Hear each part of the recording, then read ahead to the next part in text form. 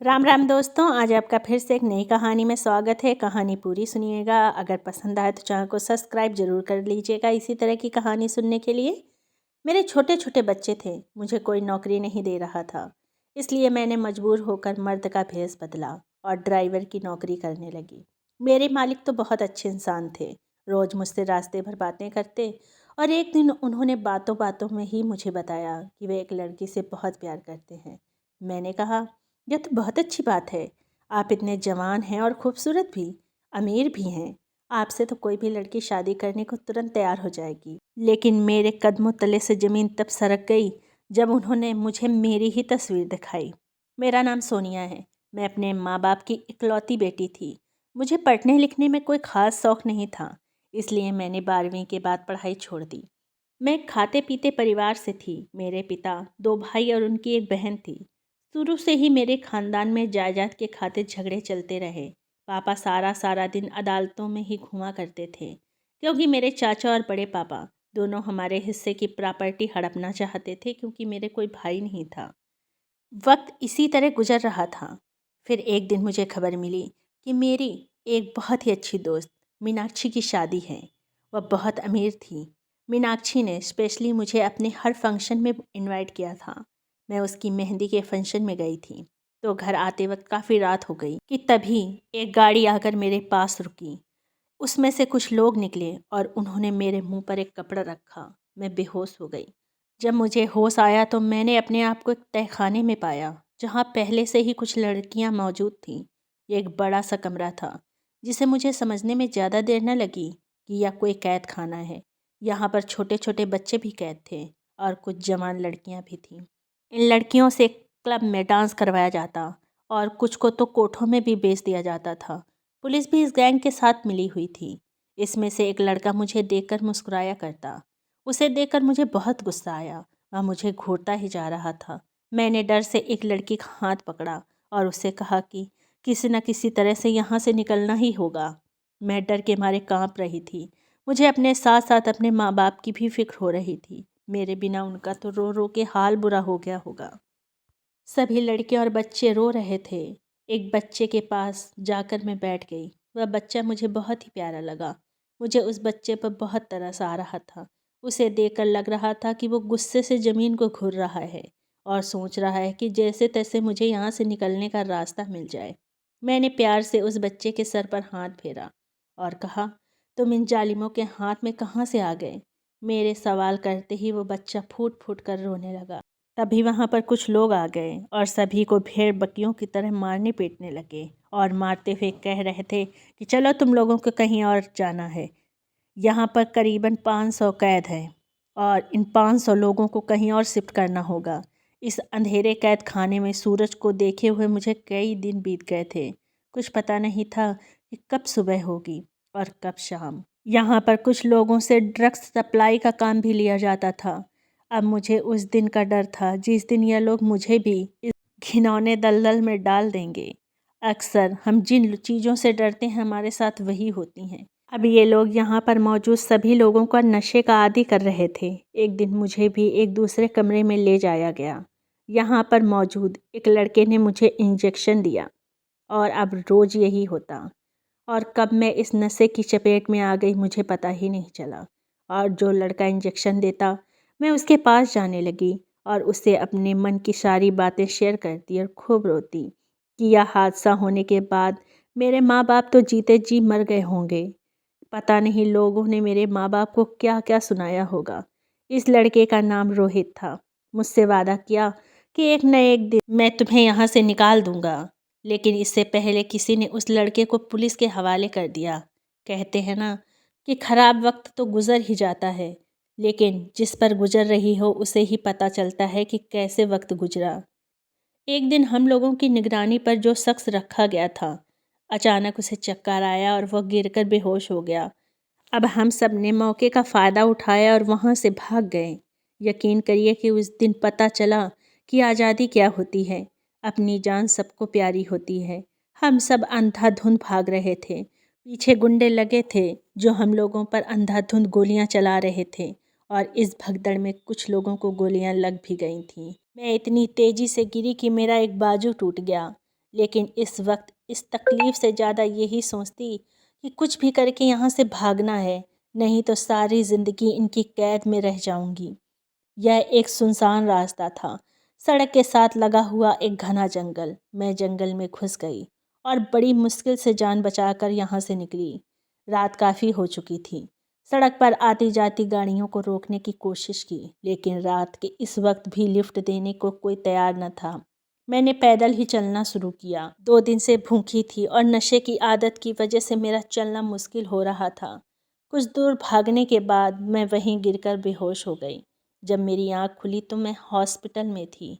मैंने देखा मेरे पास एक डॉक्टर और 2 पुलिस वाले खड़े थे। मुझे होश में आते ही पुलिस वाले मुझे पूछने लगे। मैं डर गई थी कि कहीं जिस मुसीबत से निकली हूँ दोबारा उसी में न फंस जाऊँ, इसलिए मुकर जाना बेहतर समझा। लोगों ने मेरे घर का एड्रेस लिया और मैंने देखा मेरी माँ मेरे सामने खड़ी थी। मुझे देखते ही उसने चिल्लाना शुरू कर दिया। तब लोगों ने बताया कि मेरी माँ आज 6 महीने बाद बोली थी। जब मैं अगवा हो गई थी तो लोगों ने मेरे माँ बाप को ताने मारने शुरू कर दिए कि तुम्हारी बेटी तो बदचलन थी इसलिए घर से भाग गई। मेरे पिता यह सब बर्दाश्त न कर पाए और फिर एक दिन वो इस दुनिया को छोड़कर ही चल बसे। मेरी माँ बेटी और पति के गम में दिमागी तौर से बीमार हो गई और आज जब उसने मुझे देखा तो चीख चीख कर रोने लगी। 2 दिन अस्पताल में रहने के बाद जब मैं घर आई तो पता चला ये समाज लड़कियों का घर से भागना तो याद रखता है, पर उस लड़की के साथ कोई हादसा भी हो सकता है ऐसा कोई शख्स नहीं सोचता। और सब अपनी अपनी नज़र अपने अपने सोच के मुताबिक दूसरों से बातें करना शुरू कर देते हैं। मेरे घर आते ही आस पड़ोस के लोग मेरे घर पर इकट्ठा हो गए और मुझ पर सवालों की बारिश कर दी कि वो लड़का कौन है जिसके साथ तू भाग कर गई थी। तुमने एक बार भी अपने माँ बाप के बारे में नहीं सोचा? तुम्हारी वजह से तुम्हारा बाप मर गया। मैंने अपनी सफाई देनी चाहिए पर किसी ने मेरी एक न सुनी, इसलिए मैं चुप हो गई। लोगों ने मेरी माँ से कहा, अगर तुम अपनी इस बच्चलन बेटी को घर पर रखी तो तुम्हें समाज से बाहर निकाल दिया जाएगा। मेरी माँ ने इन सब लोगों की बातें सुनी। तब उन्होंने भी किसी से कुछ न कहा क्योंकि उन्हें पता था कि कहने या सुनने का कोई फ़ायदा नहीं, क्योंकि ये लोग अपने आगे किसी की नहीं मानेंगे। उसी वक्त उन्होंने मेरा हाथ पकड़ा और हम लोग शहर की तरफ चल दिए, क्योंकि शहर में मेरी माँ की एक पुरानी सहेली रहती थी। रात के 10 बजे हम उनके घर पहुँचे। अचानक हमें अपने घर देखकर माँ की सहेली बबीता आंटी घबरा गई थीं। उन्होंने हमें घर के अंदर आने को कहा और एक कमरे में बिठाया। अभी हम सब बातें ही कर रहे थे तभी मैंने देखा बबीता आंटी का एक बेटा था जो पागल था। वो हमारे पास आया और मुझसे कहने लगा कि तुम मेरे साथ चलो और खेलो। बबीता आंटी के बेटे मोहित की उम्र लगभग 23 साल थी, लेकिन वह बच्चों की तरह बिहेव करता था। उसकी जिद की वजह से माँ ने मुझसे कहा कि जाओ उसकी बात मान लो, नहीं तो वो हमें परेशान करता रहेगा। मेरी माँ की सहेली बबीता आंटी ने बताया कि उनका बेटा एक बहुत ही काबिल पढ़ा लिखा इंसान था, अपने कॉलेज का बेस्ट प्लेयर था। एक बार मैच खेलते समय किसी खिलाड़ी ने उसके सिर पर भारी चीज़ मार दी और वह बेहोश होकर गिर गया और पूरे 1 महीने अस्पताल में रहा। उसकी हालत में तो सुधार हुआ, लेकिन उसके दिमाग का एक हिस्सा खराब हो गया था, जिसकी वजह से वो बच्चों की तरह बर्ताव करता। हम माँ बेटी बबीता आंटी के घर रहने लगे। मोहित सारा दिन अपने कमरे में पड़ा रहता या अपनी माँ से जिद करके अपनी बात मनवाता रहता। मोहित मुझसे घुल मिल गया था। मेरे आने से उसे एक अच्छा दोस्त तो मिल गया था। वह मुझसे ढेर सारी बातें करता। धीरे धीरे हमारा अच्छा वक्त गुजरने लगा। बबीता आंटी का हम पर बहुत एहसान था, क्योंकि इस मुश्किल वक्त में उन्होंने हमें अपने घर पर पनाह जो दी थी, हमारे लिए यही काफ़ी था। मेरी माँ अपनी सहेली के साथ लोगों के कपड़े सिलती और मैं सारा दिन घर में काम करती। मोहित के पिता अब इस दुनिया में नहीं थे। उनके घर में बबीता आंटी और मोहित ही रहते थे। कुछ दिन बाद मेरी माँ की सहेली ने मेरी माँ से एक अजीब सी फरमाइश कर दी कि वो मोहित की शादी मुझसे करवाना चाहती हैं। माँ ने बबीता आंटी से कहा कि अपने घर में पनाह देने की इतनी बड़ी कीमत तो मत मांगो, लेकिन मेरी माँ की सहेली बबीता आंटी ने एक शर्त रख दी, या तो मैं उनके बेटे से शादी करूं या अपना बंदोबस्त कहीं और कर लूं। सविता आंटी की यह शर्त सुनकर अब तो हमें अपनी रूह पर से भी भरोसा उठ गया था। मेरी माँ ने मुझसे कहा कि चाहे कुछ भी हो जाए, मैं तुम्हारी शादी मोहित से नहीं करूँगी, क्योंकि वह पागल है। हम यहाँ से कहीं दूर चले जाएंगे। लेकिन पता नहीं क्यों मोहित के साथ रहते रहते मुझे उससे लगाव भी हो गया था। वह चाहे जैसा भी था, मुझे वह अच्छा लगने लगा था। मैंने माँ को समझाते हुए कहा, माँ, अब हम यहाँ से निकले तो हमारे पास कोई दूसरा ठिकाना नहीं है। हम कहाँ मारे मारे फिरेंगे। इसलिए यही बेहतर होगा कि बबीता आंटी की बात मान ले। मेरे फैसले पर माँ रोती रही। एक ही बेटी थी और कैसा नसीब लेकर आई है। हम दोनों माँ बेटी एक दूसरे से लिपट कर देर तक रोते रहे और कुछ दिन बाद मेरी शादी मोहित से करवा दी गई। मेरी शादी पर मेरी माँ बहुत रोई थी, पर मैं क्या करती। हमारी मजबूरी ने मुझे यह सब करने पर मजबूर कर दिया था। मेरे दिन कुछ इसी तरह गुजरने लगे। मोहित मुझे अपना दोस्त मानता, पर पत्नी का क्या मतलब होता है उसे तो बिल्कुल पता ही नहीं था। एक दिन एक भिखारन मेरे दरवाजे में आई और कहने लगी, मुझे पेट भर खाना खिला दो, तेरी हर मनोकामना भगवान पूरी करेगा। उसकी बात पर मैं हंसी थी कि मेरे नसीब में तो मेरा पागल पति है, तो इससे बड़ा दुख मेरी ज़िंदगी में और क्या हो सकता है। मैंने उस भिखारन को खाना खिलाया तो उसने कहा कि जा बेटी, तेरा पति तुझसे बेइंतहा प्यार करेगा। उसकी बातें सुनकर मैं हैरान थी कि भला मेरा पागल पति मुझसे क्या प्यार कर सकता है। लेकिन कहते हैं ना कि दुआएं तकदीर बदल देती हैं। मेरी ज़िंदगी में भी कुछ ऐसा ही होने लगा था।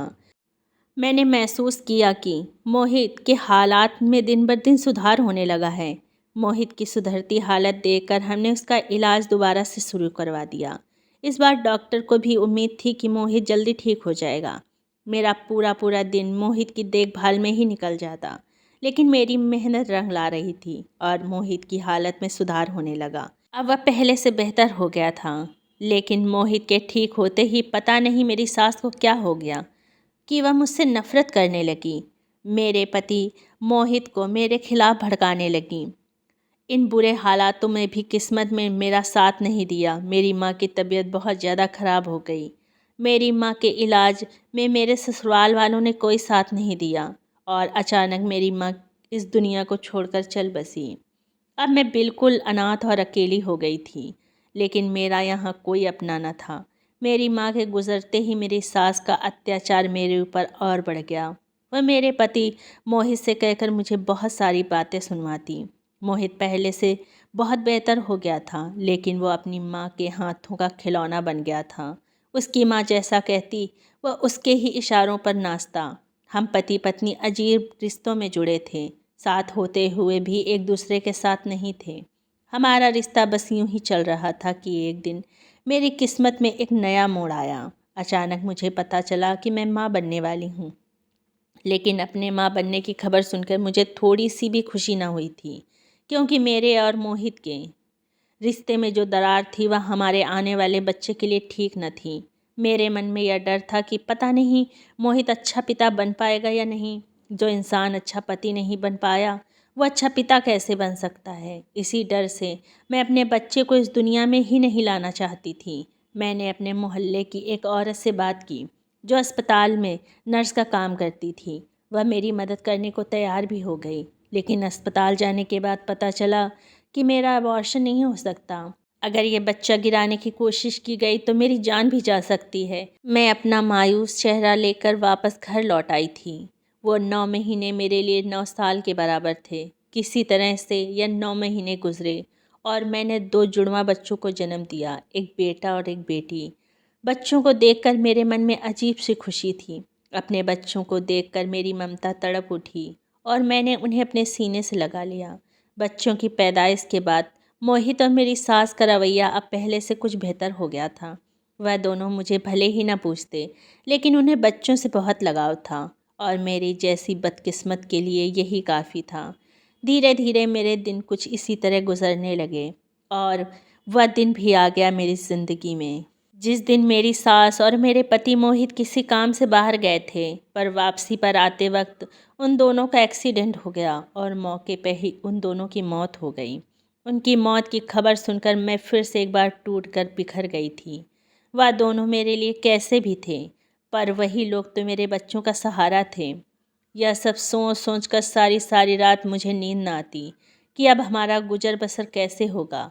जो थोड़ी बहुत जमा पूंजी थी वह कुछ दिन चली, फिर धीरे धीरे हमारे घर में खाने पीने के लाले पड़ने लगे।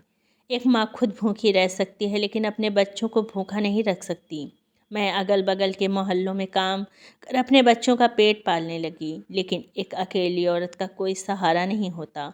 मैं लोगों के घर काम करने जाती तो वहाँ पर उनके घर के मर्द मुझे गंदी निगाहों से घूरते। एक दिन मैं यूं ही ऐसे ही भटकते भटकते जा रही थी कि मुझे पता चला कि एक आदमी को ड्राइवर की ज़रूरत है। मैं गाड़ी चलाना उन्हीं दिनों सीखी थी जब मैं किडनैप की गई थी। वो किडनैपर हमें ट्रेनिंग देते ताकि वक्त आने पर हम गाड़ी चलाकर भाग सकें। लेकिन फिर से परेशानी वही थी कि मुझे एक मर्द की गाड़ी चलानी थी, इसलिए मैंने अपना हुलिया चेंज कर लिया और अपने आप को मर्द के पोशाक में ढाल लिया। कोई भी मुझे देखता तो यही समझता कि मैं एक मर्द हूँ और मैं उस आदमी की गाड़ी चलाने लगी। वो साहब बहुत अच्छे थे। वह मुझसे अपने मन की सारी बातें शेयर करते। धीरे धीरे साहब और मेरे बीच एक गहरी दोस्ती हो गई थी।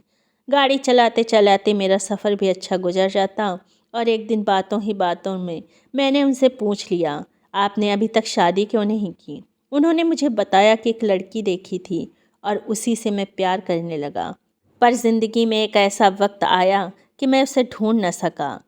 वो किस्मत की मारी थी, पता नहीं अब वो किस हाल में होगी। साहब ने कहा कि अगले दिन मैं तुम्हें उस लड़की की तस्वीर दिखाऊंगा। अब मुझे अगले दिन का इंतज़ार था और उस लड़की की किस्मत के बारे में भी सोच रही थी कि कितनी अच्छी किस्मत है, क्योंकि कोई शख्स उससे 7 साल से मोहब्बत करता है और उसी की यादों में अभी तक उसने शादी तक नहीं की। अगले दिन दोनों बच्चों को स्कूल छोड़कर जब मैं उस साहब को लेने गई, तब वो गाड़ी में बैठे। कुछ दूर जाकर मैंने उनसे कहा कि मुझे उस लड़की की तस्वीर तो दिखाइए, आखिर कौन है वो खुशनसीब जिससे आप इतना प्यार करते हैं। उन्होंने जब उस लड़की की तस्वीर निकाल कर मुझे दिखाई तो तस्वीर देखकर मेरे पैरों तले ज़मीन निकल गई। वह तस्वीर तो मेरी ही थी। यह तस्वीर तब की थी जब मैं अगवा हुई थी। पता नहीं कैसे इस तस्वीर को निकाला गया था। गाड़ी अचानक ब्रेक लगने से रुक गई थी। गाड़ी ध्यान से चलाओ, साहब ने कहा। उन्हें क्या पता था कि मुझे कितना आश्चर्य हुआ। उन्होंने बताया कि 7 साल पहले वह एक गैंग का हिस्सा था। उसका पिछला रिकॉर्ड एक क्रिमिनल का था, लेकिन फिर एक दिन उसने एक चेहरा देखा जिसे देखकर उसने खुद से एक वादा किया कि वह इस दलदल से निकलेगा और उस मासूम लड़की को भी निकालेगा। उसने बताया कि मैं उस गैंग में लोगों को नशे का आदी बनाता था। जब से मैंने उस लड़की को देखा उससे प्यार हो गया और मैं इस गलत काम से छुटकारा पाना चाहता था, इसलिए मैंने खुद अपने आप को पुलिस के हवाले कर दिया। फिर मैं पुलिस का सरकारी गवाह बन गया। पुलिस ने जब वहाँ पर छापा मारा तो वहाँ से सभी लोग फरार हो चुके थे। तब मुझे एहसास हुआ कि मैं उस लड़की को खो चुका हूँ। फिर मुझे याद आया कि उसने एक बार अपने घर का एड्रेस दिया था। मैं पूछता पूछता वहाँ पहुँचा तो लोगों से पता चला कि उसके पिता की उसकी जुदाई में मौत हो गई है। उसके बाद उस लड़की का कोई अता पता नहीं है। वो और उसकी माँ गांव छोड़कर कहीं जा चुके हैं। मैंने अपनी पढ़ाई अच्छी की थी, लेकिन गलत संगत की वजह से क्रिमिनल बना था। साहब की बातें सुनने के बाद मैंने उन्हें सच्चाई बता दी कि मैं ही वो लड़की हूँ जिसे आप बेइंतहा प्यार करते हैं, लेकिन लोगों की गंदी नज़र से बचने के लिए ही मैंने अपना हुलिया बदल लिया है और एक मर्द के भेष में रहने लगी हूँ। रौनक को जब पता चला कि मैं सोनिया हूँ तो वो मुझे अपने सामने देखकर बहुत खुश हो गए और मुझे अपने गले से लगा लिया। मैंने अपने ऊपर बीती हर बात उन्हें बताई। रौनक ने मुझे सांत्वना देते हुए कहा, तुम फिक्र मत करो, मैं तुम्हारी ज़िंदगी के सारे दुख दूर कर दूँगा, तुम्हारे बच्चों को अपना नाम दूँगा। रौनक ने बताया कि जब तुम मेरी ज़िंदगी में आई तो तुम्हें देखकर मैं इस बुरी संगत से दूर जाकर अपनी ज़िंदगी को बेहतर बनाना चाहता था, लेकिन तुम भी मुझसे बिछड़ गई। फिर मैं दोबारा अपनी ज़िंदगी को बेहतर बनाने में लग गया। मेरी पढ़ाई की वजह से मुझे एक अच्छी नौकरी मिल गई और मैं लगन से नौकरी करने लगा, क्योंकि मेरे मन में यह विश्वास था कि एक न एक दिन तुम मुझे ज़रूर मिलोगी। कहते हैं अगर प्यार सच्चा हो तो एक न एक दिन ज़रूर मिलता है, और आज तुम मेरे सामने बैठी हो। रौनक की बात सुनकर मैं बहुत खुश हुई, क्योंकि मुझे एक सच्चा जीवन साथी मिल गया था। मैं उसे अपने बच्चों से मिलवाने के लिए ले गई।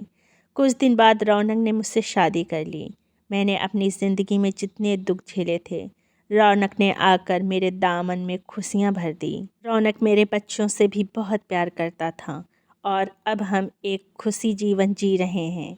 दोस्तों, ये वीडियो आपको कैसा लगा? अगर ज़रा भी अच्छा लगा हो तो चैनल को सब्सक्राइब ज़रूर कर दीजिएगा, वीडियो को लाइक कर दीजिएगा और कमेंट में बताइएगा कहानी कैसी लगी। अपने फ्रेंड्स के साथ शेयर कर दीजिएगा। Thanks for watching.